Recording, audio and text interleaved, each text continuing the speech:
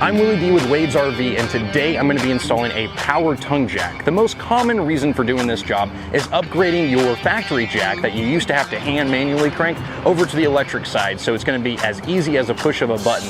This job's going to be pretty simple. There's 3 bolts and one 12-volt wire, so I'm going to hook that up and have this thing back on the road as soon as possible.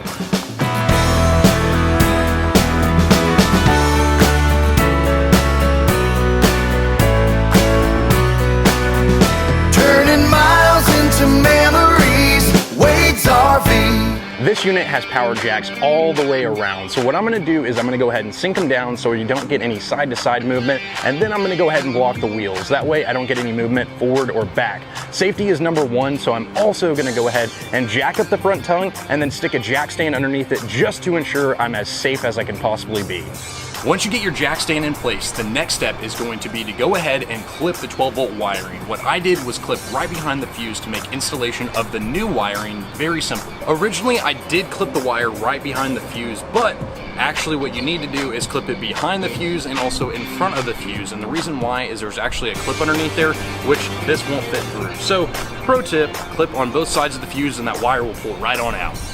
Once you take out the 3 bolts, you're going to have one other step. You're going to have a pedestal at the bottom of the jack itself, and that's to keep the trailer, whenever you unhitch it, from digging into the dirt and sinking, or digging into the asphalt and causing damage, and really just making the trailer sit just a little bit more level. So whenever you take out those 3 bolts, there'll be a little bit of a drop in the trailer whenever it separates, but remove the pedestal and then the jack will just pull right on out, and it'll be super simple for the next step. In the box itself, it comes with a couple different pieces. Number 1, you have the main jack, of course, which has the positive wire coming off of it. Number 2, you have fresh new bolts, that way you can make sure it's nice and secure on your trailer. And then number 3, it has your manual hand crank jack. This is very, very important. Now listen here, folks. Always use your manual hand crank jack if you ever do have a problem. Either you blow a fuse or the electronics are not working properly. And the reason why is because these motors spin at a very slow rotation. Many times people get in a rush and they go ahead and stick an impact on there, and that will strip out the gears and the motor itself. So do not do that. Make sure to use the actual hand crank and you will be safe and secure. Always, always, always test your equipment before you do your final installation steps. And the reason why is you don't want to do all this work and then the product be faulty from the factory. So make sure you test it, and you're going to save yourself a lot of heartache and trouble. This unit seems to be working properly, so I'm going to go ahead and wire it in permanently, and we're going to be set to go.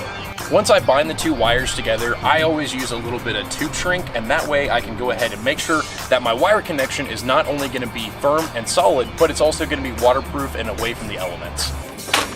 And one of the most important final steps at Wade's RV is make sure you put away all of Wade's tools. If you're interested in any of these jobs or anything else that we do at Wade's RV, we're Oklahoma's only full-service dealership. Give us a call at 918-291-1011.